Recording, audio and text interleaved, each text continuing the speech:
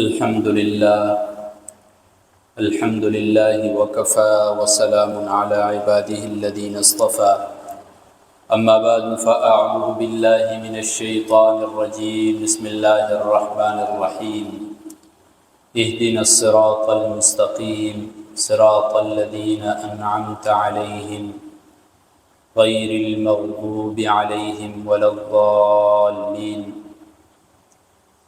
وقال النبي صلى الله عليه وسلم اللهم أعز الإسلام بأحب الرجلين إليك بأبي جهل بن هشام أو بعمر بن الخطاب وقال النبي صلى الله عليه وسلم إن الله جعل الحق على لسان عمر وقلبه وقال النبي صلى الله عليه وسلم لو كان بعدي نبي لكان عمر صدق الله وصدق رسوله النبي الأمي الهاشمي الكريم ونحن على ذلك لمن الشاهدين والشاكرين والحمد لله رب العالمين اللهم صل على محمد وعلى آل محمد كما صليت على إبراهيم وعلى آل إبراهيم إنك حميد مجيد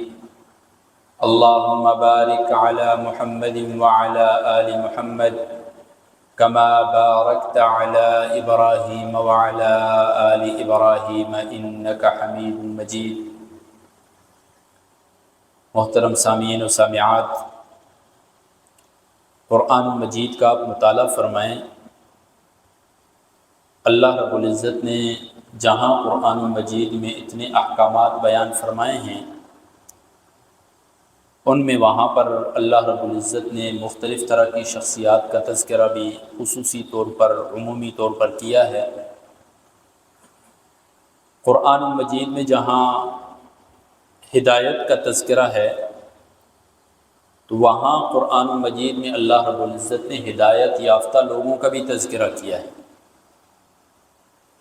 قرآن مجید میں جہاں علم کا تذکرہ ہے وہاں اہل علم کا بھی تذکرہ کیا ہے. جہاں تقوی کا ذکر ہے وہاں پر متقین کا ذکر بھی کیا ہے. جہاں انعامات کا ذکر ہے وہاں پر انعام یافتہ جو لوگ ہیں ان کا بھی اللہ رب العزت نے تذکرہ کیا ہے.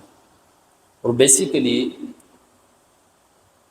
ان شخصیات کا خصوصی طور پر یا عمومی طور پر تذکرہ کرنے کا مقصد یہی ہے کہ ہم ان کی زندگیوں کے مختلف پہلوؤں کو جان کر حتی الوسع حتی الامکان ان تمام چیزوں کو اپنی زندگیوں میں اپنانے کی کوشش کریں تاکہ ہم بھی انعام یافتہ لوگوں میں بن جائیں، تاکہ ہم بھی اپنے آپ کو متقین کے اندر متقین کی جو لسٹ ہے اس میں ہمارا بھی ذکر ہو جائے. اللہ رب العزت نے اگر شرک کا تذکرہ کیا تو وہاں مشرکین کا تذکرہ بھی کیا. نفاق کا ذکر ہے تو منافقین کا بھی تذکرہ کیا. یہ اس لیے کیا ہے کہ میرے بندے جو ہیں وہ حق اور باطل کو پہچانیں اور حق اور باطل کو پہچان کر پھر حق کو اپنائیں، اس کے مطابق زندگی گزاریں. انہی شخصیات میں سے ایک شخصیت ہے مراد مصطفیٰ خلیفہ دوم حضرت عمر فاروق رضی اللہ تعالی عنہ. یکم محرم الحرام جن کا یوم شہادت ہے، اسی مناسبت سے آپ حضرات کے سامنے چند باتیں میں عرض کروں گا اور کوشش ہوگی کہ ان کی زندگی کو اپنے سامنے رکھتے ہوئے ہم اپنی زندگی کے اندر کتنا بدلاؤ لا سکتے ہیں. میرے بھائیوں، دوستوں، بزرگوں، حضرت عمر فاروق رضی اللہ تعالی عنہ انہیں مراد مصطفیٰ کہا جاتا ہے. علماء فرماتے ہیں باقی صحابہ مرید مصطفیٰ ہیں اور عمر فاروق رضی اللہ تعالی عنہ مراد مصطفیٰ ہیں. ابراہیم خلیل اللہ نے اپنی دعاؤں میں جسے مانگا ہے وہ ہستی ہے محمد الرسول اللہ صلی اللہ علیہ وسلم، اور محمد الرسول اللہ صلی اللہ علیہ وسلم نے جس ہستی کو اپنی دعاؤں میں مانگا ہے وہ حضرت عمر فاروق رضی اللہ تعالی.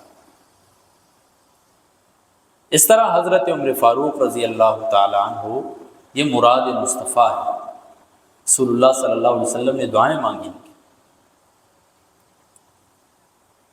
حضرت عمر فاروق رضی اللہ تعالیٰ عنہ اسلام لانے سے پہلے بھی بہادر، شجاعت والے تھے، سخت مزاجی ان کے مزاج میں جو ہے شروع سے تھی، اور والد کی طرف سے آئی تھی۔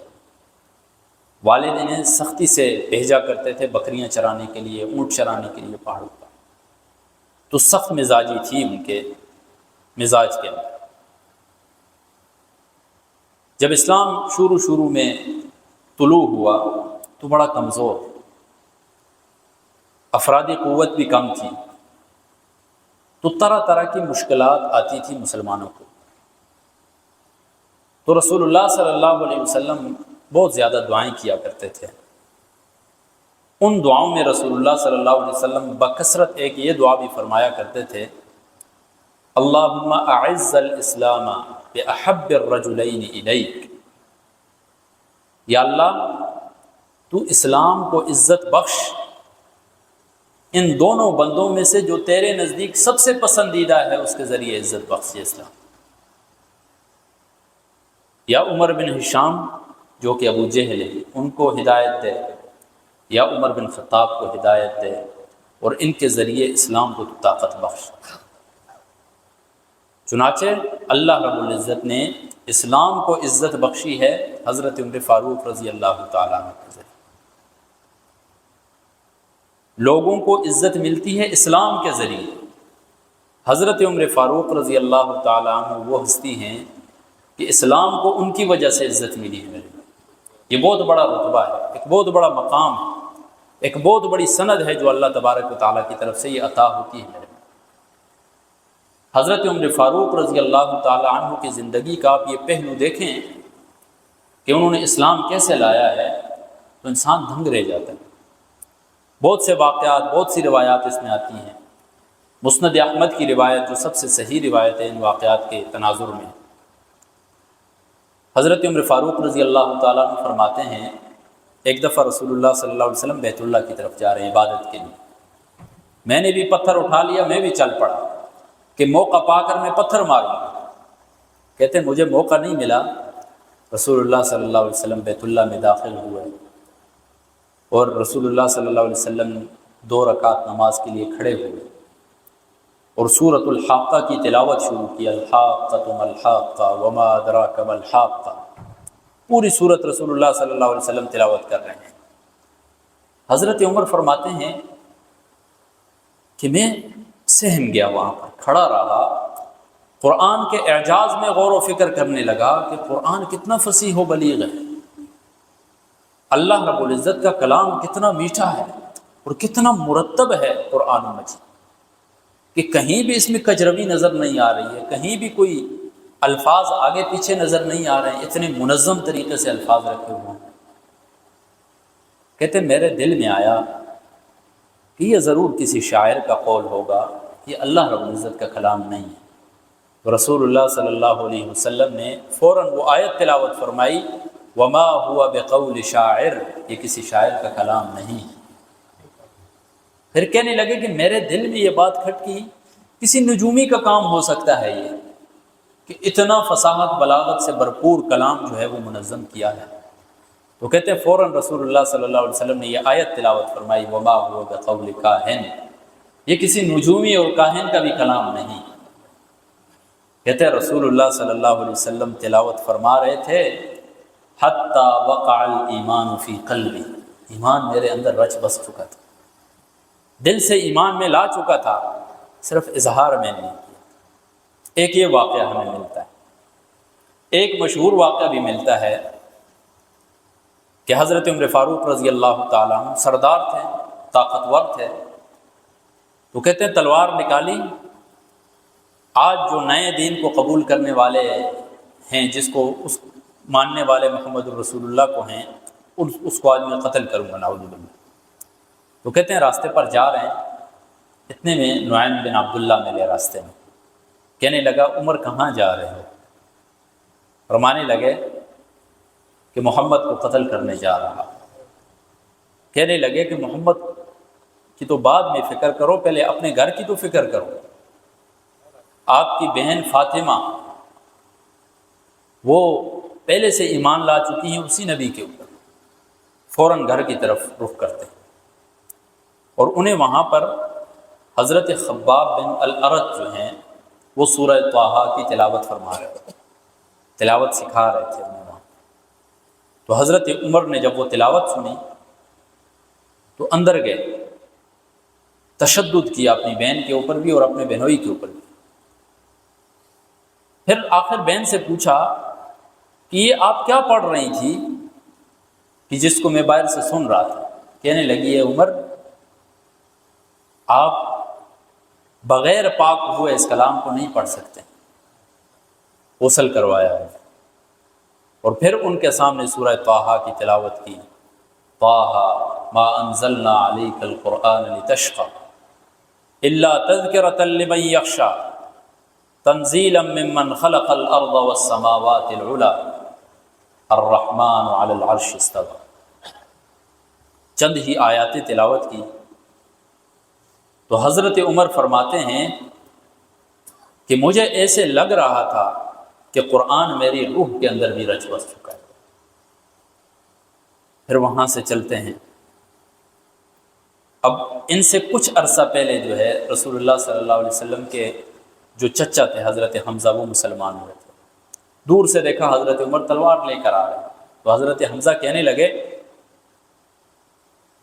کہ آپ مجھے چھوڑو آگے، اگر اس کا ارادہ کوئی برا ہوا تو پھر اس سے میں نمٹوں گا۔ جیسے حضرت عمر آئے تو ایک روایت میں آتا ہے رسول اللہ صلی اللہ علیہ وسلم نے گریبان سے پکڑا، جھنجھوڑا، اور رسول اللہ صلی اللہ علیہ وسلم نے فرمایا ان سے کہ عمر کب تک جہالت پر رہو گے؟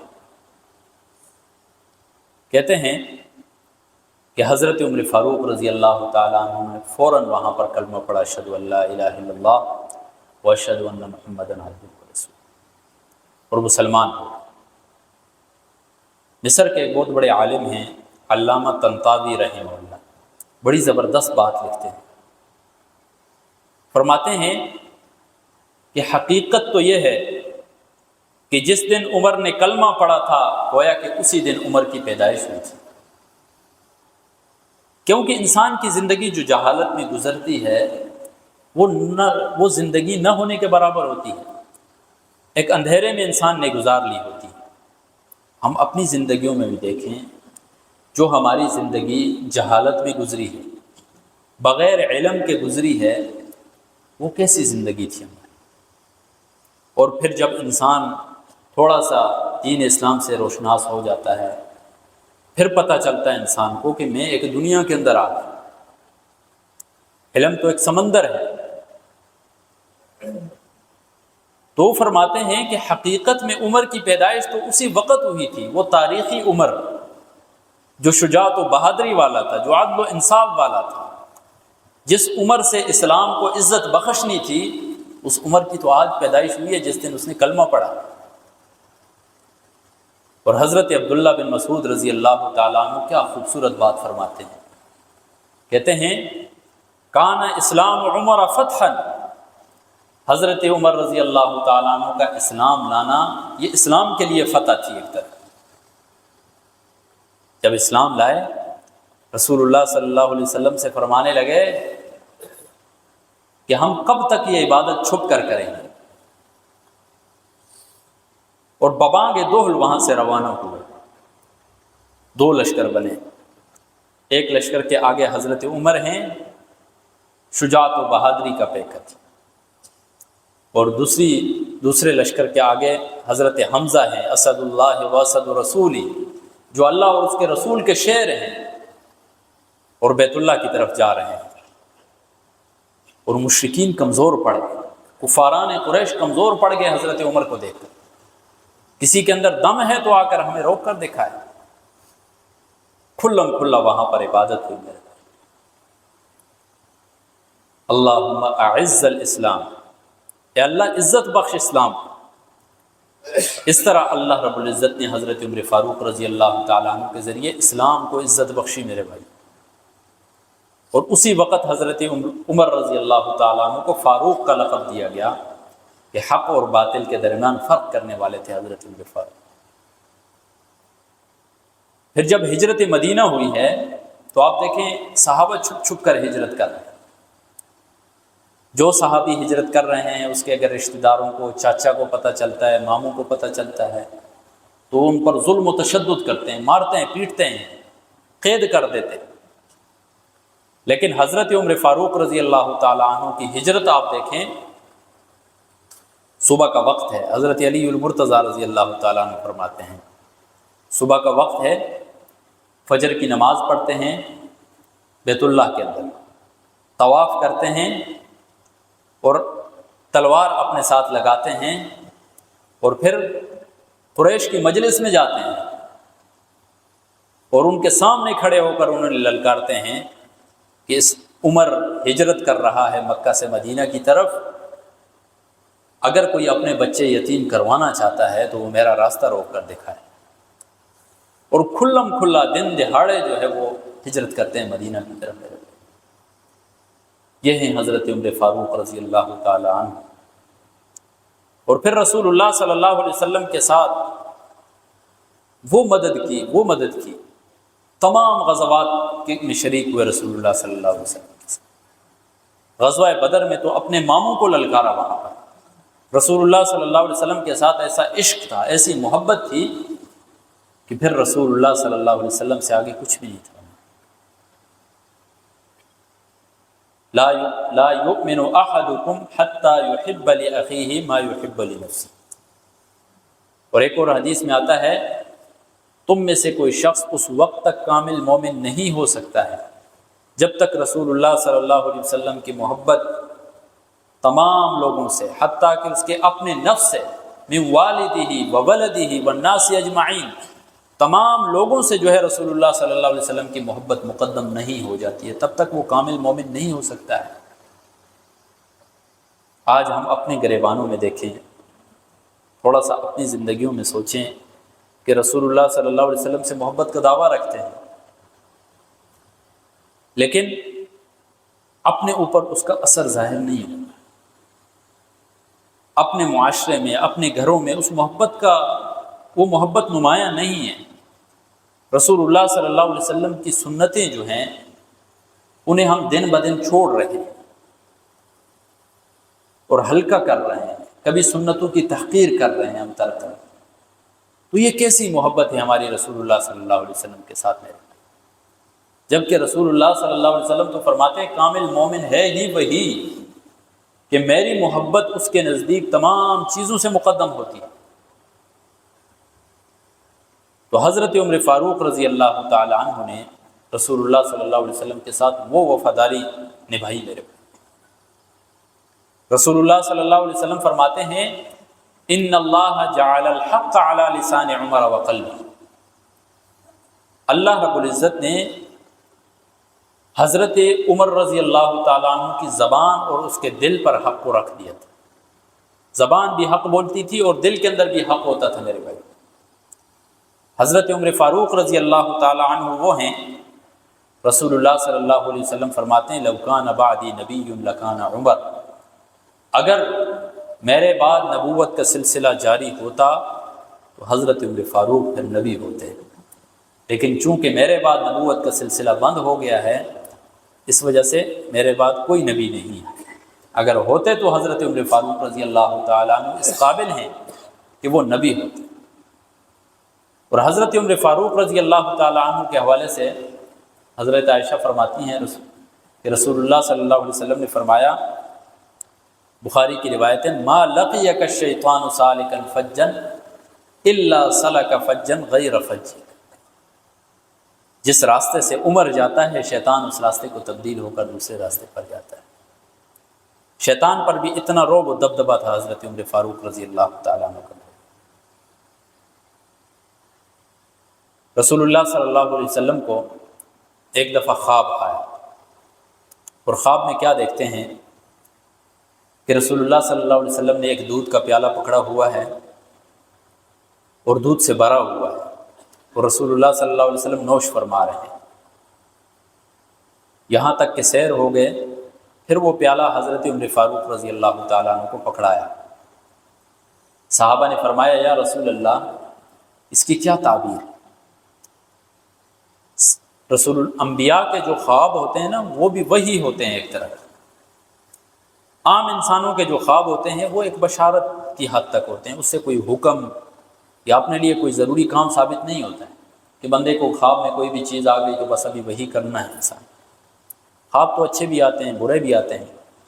احادیث میں آتا ہے کہ اگر کسی شخص کو برا خواب آ جائے تو وہ بائیں جانب مڑے، اعوذ باللہ پڑھے اور 3 دفعہ تھوک لے، کچھ بھی نہیں ہو جو کچھ خواب میں دیکھا ہے، اور کسی کو بیان نہ کرے۔ اور اگر کوئی اچھا خواب دیکھ لیتا ہے تو اسے یا کسی عالم کو بیان کرے یا کسی عقل مند کو بیان کرے، اس لیے کہ پھر اس کی جو تعبیر نکالی جاتی ہے عموماً ہوتا وہی۔ تو حضرت عمر فاروق رضی اللہ تعالیٰ عنہ کے حوالے سے جو رسول اللہ صلی اللہ علیہ وسلم نے خواب دیکھا تو صحابہ نے فرمایا یا رسول اللہ اس کی کیا تعبیر ہے؟ تو رسول اللہ صلی اللہ علیہ وسلم نے فرمایا العلم، کہ حضرت عمر فاروق رضی اللہ تعالیٰ عنہ کو اللہ رب العزت علم عطا کرے، اور اللہ رب العزت نے پھر حضرت عمر فاروق کو وہ علم عطا کیا کہ آپ ان کا دور خلافت دیکھیں، 22 لاکھ مربع میل کے اوپر اسلام کا جھنڈا لہراتے ہیں،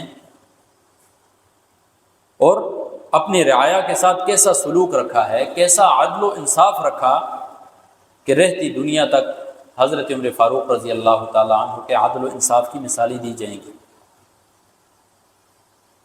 اپنی رعایا کے ساتھ یہ سلوک کہ راتوں کو وہ گھروں گھروں جا کر چیک کرتے ہیں اور جو نادار، جو غریب، جو فقیر ہوں ان تک راشن پہنچاتے ہیں۔ جب ساری دنیا سوئی ہوئی ہے حضرت عمر گلیوں میں گھوما کرتے تھے اپنی رعایا کے، اور کہتے تھے کہ اگر دریا کے کنارے کوئی کتا بھوک سے مر جائے، کوئی بکری کا بچہ بھوک سے مر جائے تو عمر اس کا ذمہ دار ہوگا، اس لیے کہ عمر جو ہے وہ خادم ہے اس قوم کا، عمر کو خلیفہ بنایا ہوا ہے۔ اور سادگی آپ ان کی دیکھیں، سادگی حضرت عمر فاروق رضی اللہ تعالیٰ عنہ کی کہ 22 لاکھ مربع میل کے حکمران ہیں، اور آس پاس میں جتنی باطل طاقتیں ہیں وہ حضرت عمر کے نام سے بھی ڈرتی ہیں، لیکن لباس اتنا سادہ پہنا ہوا ہے کہ جگہ جگہ سے پیوند لگے ہوئے، اور کبھی ریت کے اندر لیٹ کر آرام فرماتے ہیں تو کبھی کسی درخت کے نیچے۔ کیوں نہ سکون ملے؟ اس لیے کہ اپنی زندگی کے اندر عدل و انصاف کا بول بالا جو کیا ہے انہوں نے۔ حضرت عمر فاروق رضی اللہ تعالیٰ عنہ کا زہد اور تقوی آپ دیکھیں میرے بھائی، اپنی انگوٹھی کے اوپر لکھوا لیا تھا، انہوں نے نصب کرایا تھا کفا بالموت واعظا یا عمر، اے عمر نصیحت کے لیے موت ہی آپ کے لیے کافی ہے۔ انگوٹھی پر لکھوا لیا تھا۔ کسی نے پوچھا کہ انگوٹھی پر کیوں لکھوایا؟ کہنے لگے کہ دستاویز کے اوپر مور لگانے کے لیے بار بار مجھے انگوٹھی کی طرف دیکھنا پڑتا ہے، تو جب بھی میں انگوٹھی کی طرف دیکھتا ہوں مجھے موت کی یاد آتی ہے، میں موت کو یاد کرتا ہوں تاکہ میں کوئی غلط فیصلہ نہ دے دوں، کسی کے اوپر ظلم نہ کروں۔ کفا بالموت واعظا یا عمر۔ اور ایک کنز العمال کے اندر ان کے حوالے سے قول ذکر ہے، فرماتے ہیں کہ اگر یہ اعلان ہو جائے لو نادى مناد من السماء، آسمان سے کوئی آواز لگانے والا آواز لگائے کہ ایھا الناس انکم داخلون الجنۃ اجمعون الا واحدا، کہ تم سارے کے سارے جنت میں داخل ہونے والے ہو، ایک بندہ جنت میں داخل نہیں ہوگا، لخشیت ان اکون انا ہوا، فرماتے ہیں پھر مجھے خوف ہوگا کہ وہ کہیں عمر نہ ہو جو جنت سے بچنے والے، اپنی آخری عمر ہے، آخری عمر میں فجر کا وقت ہے۔ حضرت عمر فاروق رضی اللہ تعالیٰ عنہ فجر میں کھڑے ہوئے تو ابو لؤلؤ فیروز مجوسی غلام تھا، زیر آلود خنجر لایا اور حضرت عمر فاروق رضی اللہ تعالیٰ عنہ کو دے مارا، اور حضرت عمر فاروق رضی اللہ تعالیٰ عنہ کے ساتھ انہوں نے 12 صحابہ اور کو شہید کیا، کچھ کو زخمی کیا۔ ایسا کیوں ہوا؟ اس لیے کہ صحابہ کرام رضوان اللہ تعالیٰ علیہم اجمعین کی صفیں جو ہوتی تھی نماز میں اتنی مضبوط ہوتی تھی کہ اس مجوسی کے لیے راستہ نہیں تھا کہ وہ درمیان سے نکل کر فرار ہو جائے، تو اسے صحابہ کرام کو شہید کرنا پڑا وہاں پر درمیان میں۔ اور آج کل ہماری صفیں کتنی کمزور ہوتی ہیں میرے بھائی، کتنا ان میں خلا ہوتا ہے۔ رسول اللہ صلی اللہ علیہ وسلم تو فرماتے ہیں کہ صفیں سیدھی رکھو، یہ نہ ہو کہ کہیں اللہ تبارک و تعالی ٹیڑھی صفوں کی وجہ سے تمہارے دلوں کو ٹیڑھا کر دے۔ صفوں کا اہتمام ہوتا تھا صحابہ کے دور میں بھی میرے بھائی۔ تو جب وہاں پر زخمی کیا انہیں تو گھر لے کر گئے، انہیں دودھ ڈالا گیا منہ میں، تو وہ وہیں سے جہاں زخم تھا وہیں سے باہر نکل گیا۔ تو جو طبیب معالج تھا اس نے کہا کہ عمر کوئی وصیت کرنی ہے تو وصیت کر دو، آپ کے پاس وقت کم ہے۔ حضرت عبداللہ بن عمر کو بھیجتے ہیں حضرت عائشہ رضی اللہ تعالیٰ عنہ کے پاس کہ انہیں امیر المؤمنین کا نہیں کہنا، ابھی میں امیر المؤمنین نہیں ہوں، کہنا عمر جو ہے آپ سے ایک درخواست کرنا چاہتا ہے کہ جب میں مر جاؤں تو رسول اللہ صلی اللہ علیہ وسلم اور حضرت ابوبکر صدیق کے جوار میں مجھے جگہ عطا فرما دے اپنے حجرے میں۔ حضرت عائشہ فرماتی ہیں کہ میرے آنکھوں میں آنسو آ گئے اور میں نے کہا کہ زندگی میں عمر کا بھی میرے اوپر ایک احسان ہے کہ جب مجھ پر تہمت لگی تھی تو ببانگ دہل میرے ساتھ عمر ہی کھڑے ہوئے تھے۔ تو حضرت عمر فاروق رضی اللہ تعالیٰ عنہ کو اجازت دی، اور اپنا آخری وقت ہے حضرت عبداللہ بن عمر کی گود میں سر رکھا ہوا ہے۔ طبقات ابن سعد کے اندر یہ واقعہ مذکور ہے کہ حضرت عبداللہ بن عمر سے فرماتے ہیں کہ میرا سر زمین پر رکھو۔ زمین پر جب سر رکھا جاتا ہے تو وہاں پر سر کو نیچے مٹی پر ملتے ہیں اور کہتے ہیں ویل لک ان لم تغفر، آپ کے لیے ہلاکت ہو اے عمر اگر آپ کی مغفرت نہ ہو۔ پھر بھی وہاں پر خوف خدا میرے بھائی۔ تو حضرت عمر فاروق رضی اللہ تعالیٰ عنہ کی زندگی ہمیں یہ سبق دیتی ہے کہ ہمیں اپنی زندگی میں ایک تو عدل و انصاف کا بول بالا کرنا چاہیے، اس کے ساتھ ساتھ ہمیں جتنے بڑے سے بڑے منصب مل جائیں ہمیں خوف خدا پھر بھی رکھنا چاہیے، اپنی اوقات کو نہیں بھلانا چاہیے میرے بھائی۔ کوشش کرتے ہیں یا نہیں کرتے ہیں؟ اللہ رب العزت سے دعا ہے کہ اللہ رب العزت عمل کی توفیق عطا فرمائے۔